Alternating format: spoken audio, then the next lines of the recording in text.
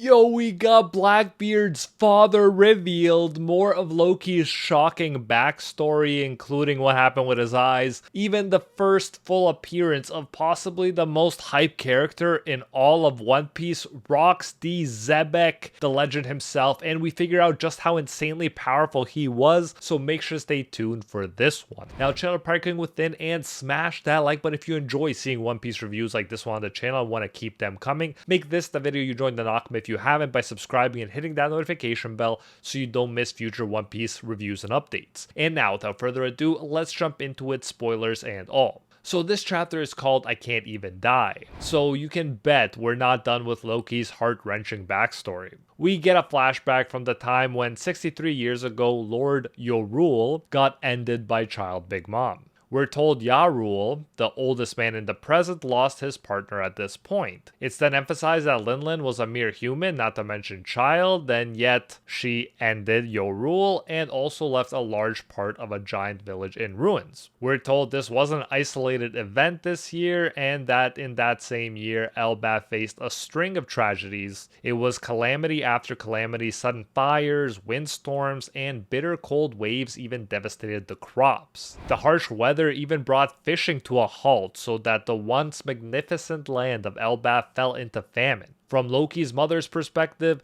this all happened because they failed to unalive Loki immediately after he was born. You can tell that other people in desperate situations are starting to believe this too, because before it was like, no way, but now the servant is like, no, surely it's just a coincidence, but that definitely doesn't sound as certain as last chapter, nor does his facial expression seem as certain. Then there's a crash. Baby Loki seems to have just used his incredible strength to break through the door trying to get to his mother. The mom is upset as usual, saying, "Take it away. Don't ever let that monster near me again." It's hard to watch because even if you're not a parent and haven't witnessed it firsthand, everyone has an idea of how much a baby longs for its mother. And we see baby Loki crying, trying to get to her, while the soldiers hold him back, saying you have to keep away from your mother's room. The mother adds, "Gouge out those monstrous eyes. If left unchecked, his curse will grow till it brings about this nation's collapse." All the while, baby Loki is just crying uncontrollably.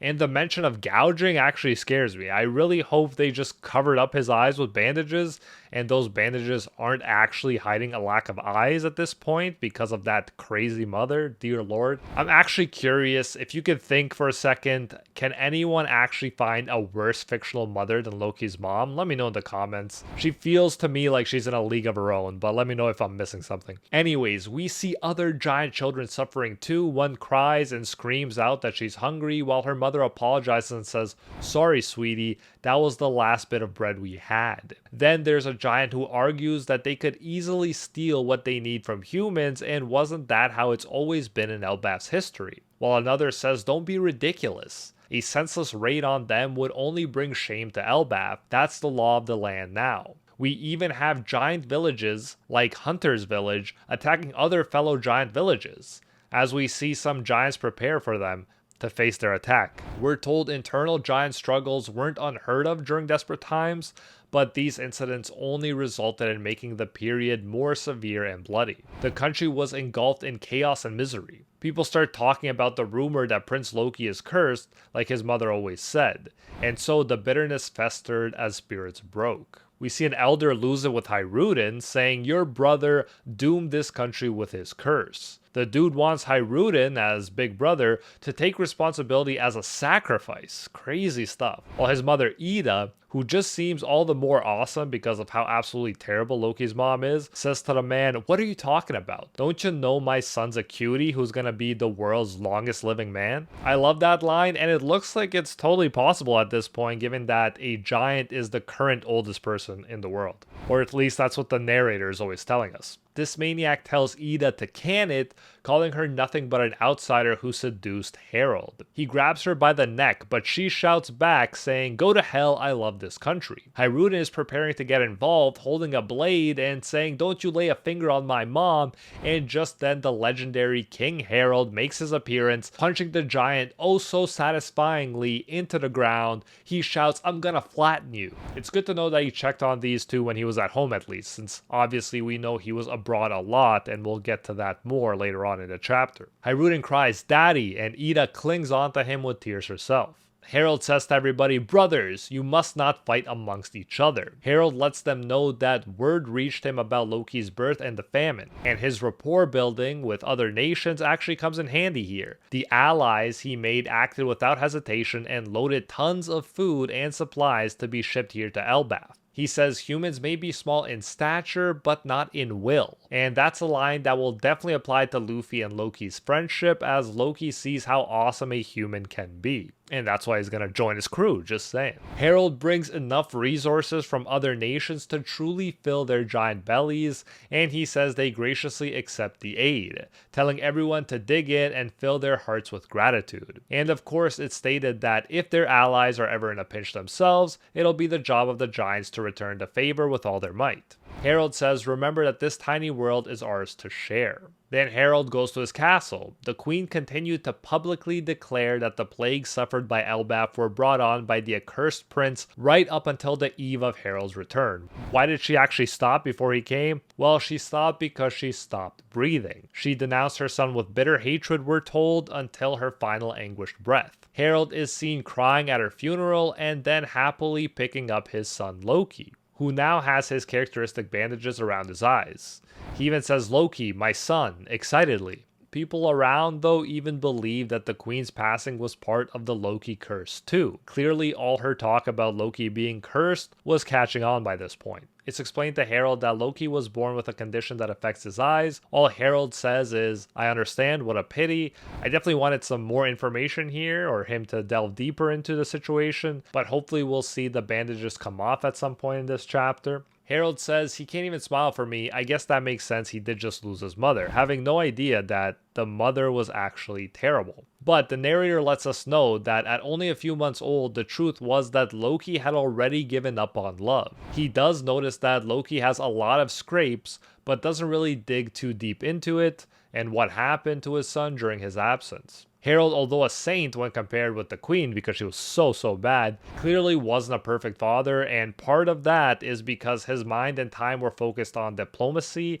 and at least his effort was bearing fruit in that regard. We see him trying to overcome the divide of the villages through Branch Route 1, for example, which will help build inter-village trade and communication, we're told. He sort of took what he learned from nation relationships and applied it to the villages within his own nation. It's made clear that his noble goal of restoring the fractured nation and venturing across the seas was prioritized by Harold, while other things, namely Loki, became an afterthought. The queen's older brother was appointed Loki's steward, so clearly Harold did not make an adequate effort to make sure his son was in good hands at least. I mean, he should have left him with Ida at this point over this dude. That would have been better any day. Meanwhile, we get more of that contrast with Ida and Hyruden to show just how bad the official heir and son has got it. Ida opened up a bar in the underworld and Hyruden's worried about her, but Ida says the coastline keeps this area separated from the beasts so they won't come near. She says Hyruden is so cute when he worries as she pours a drink. She tells him to go to his training. She adds, "This is Ida's tavern, you hear? Fishermen, castaways, even pirates, I'm ready for any and all customers. With any luck, I'll be of help to Harold." And she even says it with a heart. Harold is definitely lucky to have her on his side. Then we go to 56 years ago, aka 7 years later, and we're at Yarul's house. Yarul says to Harold, "You were at the scene of the reverie incident, Harold?" And Harold says, "Yeah, my friend was one of the invited kings. He smuggled me in as one of his guards. I couldn't ask the questions I wanted to without blowing my cover. If that murder hadn't happened, I might have been exposed." Now, this is very mysterious and intriguing, but don't worry, Oda won't just leave it like this. We will learn more about this crazy event before the chapter is through. Yarul says, "If you were caught, all this would be the least of your worries. Haven't you heard the tale of the Galera Warhammer Company?" Harold asks, "They're that gruff troop of giant shipwrights that arm themselves with warhammers, right? I thought that was just a myth." Yarul uses his long life experience to deliver on the goods and fills in the blanks about this so-called myth. He says no, they existed. They really did travel far and wide, sending letters back to Elbaf. I received the final letter myself. It said they'd all been captured. Can you believe it? Over 100 warriors were taken prisoner, including ancient giants. Crazy. Let me just interrupt Yarul to say how much I love that we learned about such a cool group so randomly, and about what happened to them. Crazy to think that there are forces strong enough to just take care of that many giants. The One Piece world is full of interesting information like this, and I absolutely love it, although the group we are about to see later on in the chapter is even more hype than this one. Harold asks Yarul if he thinks that the world government was responsible, and Yarul says there's no doubt that they once faced a great enemy. However, they sank deep into the ocean at a certain point in history. To be blunt, there's probably a deeper reason why your ideals haven't worked out, and it has nothing to do with you. Very realistic take from Yarul here. There are forces in the One Piece world that won't just sit back and let Harold do whatever he wants, even if he has the best intentions in mind. Harold says, lingering animosity, huh? Yarul says, these are just rumors, but I also heard a story about a frozen army of giants somewhere. It seems our people are regarded as enemies by the larger world. Harold responds, clearly, but I've already resolved to face any hurdle. Then we jump to that annoying uncle of Loki's who tells him, I know you cursed and killed my little sister. We get some panels of Loki growing as a frown slowly turns into a smile. It's commented first that the horse of fortune died, and then he has a full-on smile when it's said that the steward's body was found in the underworld. At this point, we are 48 years before the present day, aka another 8 years later from the previous flashback.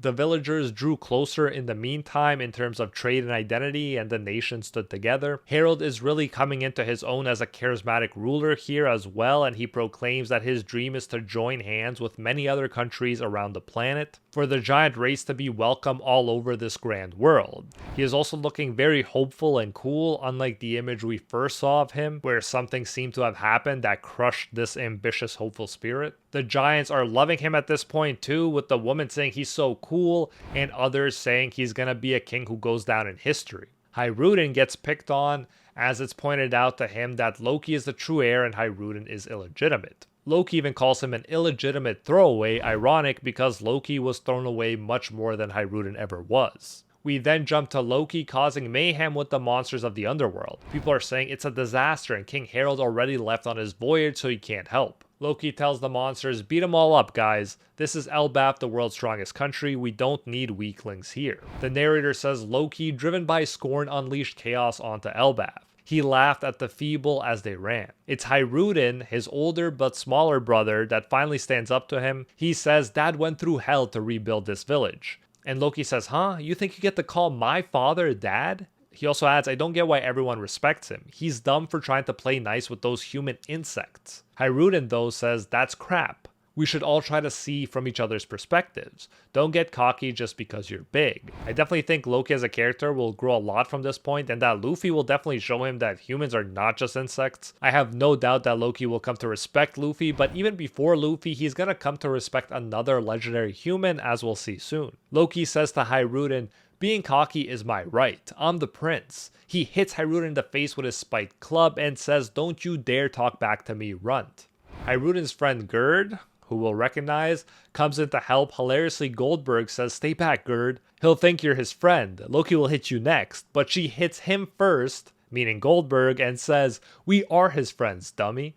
Loki, for his part, is clearly upset to see this camaraderie and friendship. Probably he's jealous because he doesn't have anyone concerned for him like this. He tries to laugh it off, saying, you're pathetic, I could puke. You're just a group of weaklings huddling together. It's because of your mom's filthy blood. His servants tell the prince that he's going too far and that Hyruen is still the son of the king. Someone is even about to say that he's also a prince until Loki screams, don't call him a prince, and angrily hits the person who was about to say it. The narrator says Loki spread pain and destruction, but nothing he did filled the hole in his own heart. His tough front was just for show, but we see how truly depressed Kid Loki was. He even tried to end himself, but only ended up crying, saying, I can't even die.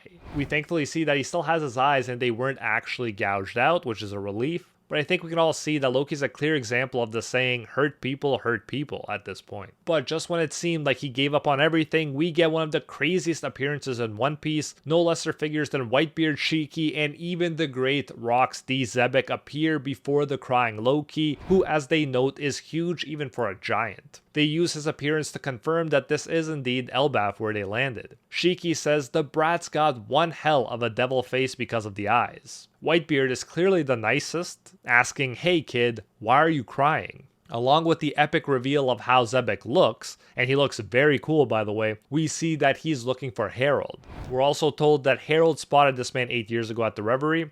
In fact, he was strong enough to single-handedly kill an admiral and vanish without a trace, so this is the murder we heard about. This feat earned him a massive bounty and the government's ire. So clearly Xebec wasn't just a frontman like Buggy, he is crazy powerful. His exact bounty is not shown, but it had to have been insane. Put your guesses for what it was at its peak in the comments below, and we'll see who ends up being the closest. Along with this epic introduction, we are also told that he is the future captain of the Rocks Pirates. So this was before he was captain, and we are told that he is the father of Yonko Blackbeard. Crazy that we got this confirmed. Absolutely crazy reveal. I know that there were all sorts of theories, including potentially that he was Buggy's father as well. But yeah, whether you heard the theory or not, it's absolutely crazy to know that we actually got a confirmation and he is actually Blackbeard's father. And keeping that in mind, it's so crazy to me how long people have slept on Blackbeard's power, but this just builds him up even more, especially considering how strong his father was. Gotta say, aesthetically, Oda did such an awesome job with his character design. I love the clockwork orange kind of eyes too. Definitely fitting for such a legendary character. Now, let me know what you thought about this chapter and what you're most excited about moving forward. If you enjoyed this one, you don't want to miss this video on screen right now that YouTube says you'll like and subscribe for more One Piece, and I'll see you in the next one.